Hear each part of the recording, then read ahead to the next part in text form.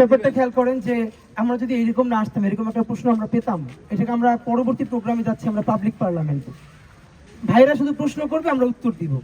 এবং এই যে উনি যে কথাটা বললো, দুটো ব্যাপার বলি। ভাই যে কথাটা বললেন যে একজন রিক্সাওয়ালা ভ্যানওয়ালার বাচ্চাও তিনি কি ভিকারুন্নেসা বা আইডিয়ালে পড়তে পারবেন কি, এবং পড়তে পারতে হবে। এই জন্য আমাদের আইডিয়া হলো ইনসাফ, এটা পড়তে পারতে হবে। আমি আপনাদেরকে শুধু ভাইয়ের কথা একটা রিলেট করি। বাংলাদেশের সব থেকে যেগুলো ভালো স্কুল কলেজ, ধরেন আইডিয়াল, ভিকারুন্নেসা, অন্যান্য, এগুলো অলমোস্ট কিন্তু সব ঢাকা 8-এর মধ্যে। আপনাদেরকে খুব ক্লিয়ার করে বলি, আপনারা জানেন যে যত কথাবার্তা বলা হোক, এই স্কুলগুলোতে বিভিন্ন জনের জন্য কোটা থাকে। এমপির জন্য কোটা, এমপির সুপারিশ এতজনে ভর্তি হবেন, এরপর ওয়ার্ড কমিশনের জন্য এতজন ভর্তি হবেন, এরকম একদম কোটা থাকে।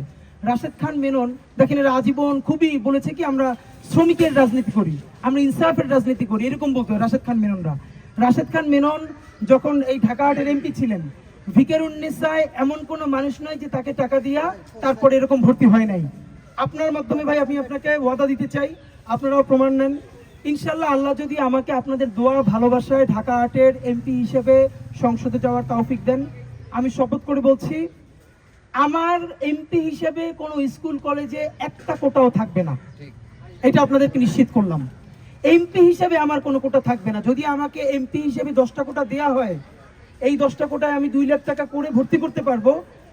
যদি এইভাবে কোটার ব্যবস্থা তারা আইনানুগভাবেও করে, আমি এই 10টা কোটা বাংলাদেশের ভ্যানওয়ালা, রিক্সাওয়ালা, মজুর, কিন্তু তার বাচ্চা মেধাবী, সে পরীক্ষায় টিকে যাচ্ছে, সেই কোটা 10টা হবে ইনশাল্লাহ এই মানুষগুলোর জন্য। এটা আমি নিশ্চিত করলাম। কারণ আমরা যদি এই মানুষগুলো যাদের মেধাবী বাচ্চা আছে তাদেরকে যদি মূল ধরে আনতে না পারি, তাহলে ইনসাফের বাংলাদেশ কোনোদিন তৈরি হবে না। আমরা এখন ইনশাল্লাহ নামাজের